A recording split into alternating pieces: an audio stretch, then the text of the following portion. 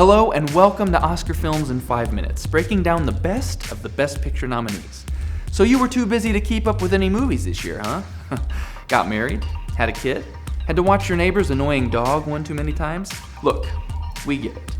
There are a lot of films to catch up on, and you don't know what any of them are about or if they're any good. That's why we made this series. I'm Dan Drake, and in this video, we're looking at Bong Joon-ho's newest film, Parasite. What's it about? Why is it worthy of Oscar nomination? And most importantly, is it worth your time? Let's put 5 minutes on the clock. Here we go.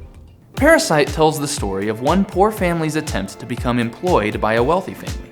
And I'm keeping that phrasing intentionally vague for now, as I want to keep this first half of the video spoiler-free. Honestly, the less you know about this film going in, the better. So before you jump ship and just go watch the movie for yourself, here's why this movie is 100% worth your time and deserves not only nomination, but Oscar domination.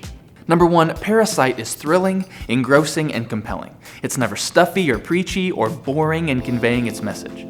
This is the kind of film that reminds you of why you love movies. It draws you in, endears you to the characters, rises in drama and intensity, only to break your heart in the most gut-wrenching and oddly satisfying way. Number 2, it is a completely unique viewing experience. This movie made me feel two emotions simultaneously that don't usually coexist. It made me feel giddy joy and fearful dread.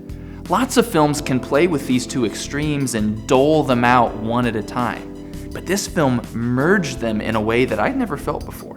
It's kind of like a high-pitched violin noise that slowly rises in intensity and volume over the course of an hour.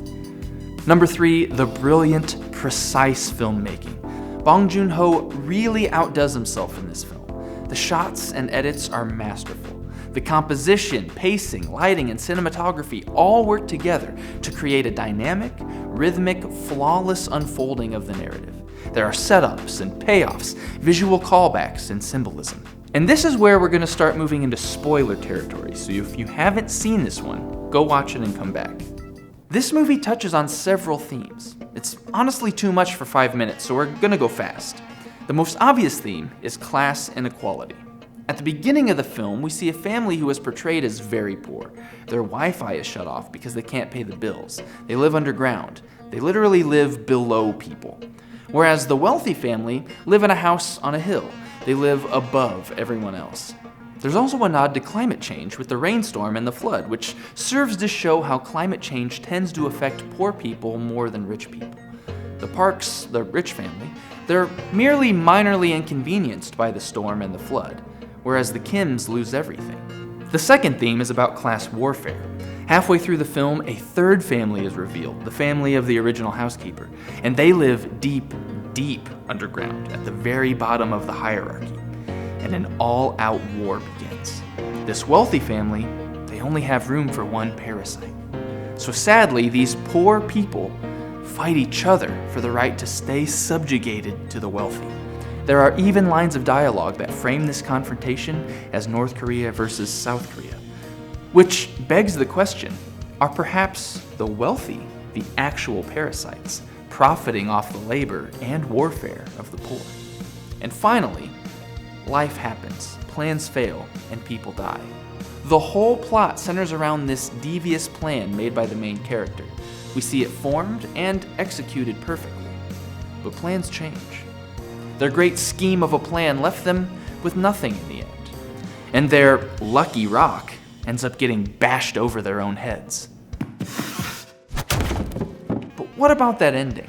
Once again, we see the main character making a plan in his mind, a plan to rescue his father. But the movie lets us know that it's not going to happen. Joon-ho calculated that it would take 564 years for someone in the Kim's position to afford that house. The main character urges his father to simply walk up the stairs. But unfortunately, rising out of one's class and circumstances is not that simple. The rich truly are the parasites here, taking for granted all the work their servants and those with lower income do for them. Joon-ho's film paints the search for wealth as a sharp-edged rock that crushes you. It's not a rock that you can climb. So, having said all of this, it's no surprise that I gave this film 5 out of 5 stars. The film has a lot to say about wealth, war, power, and plans. It shows us the lines that we've drawn in society to separate us from each other, and it shows us that crossing those lines usually ends badly. And yet it also shows us that deep down, perhaps we're all the same. Hey, if you liked this video, you can click here for the rest of the Oscar series, or you can click here to subscribe. And for a deeper dive into the channel, check out our patron-only podcast over at our Patreon page. As little as $1 per month gets you full access. This has been Oscar Films in 5 Minutes, and I'm Dan Drake, signing out.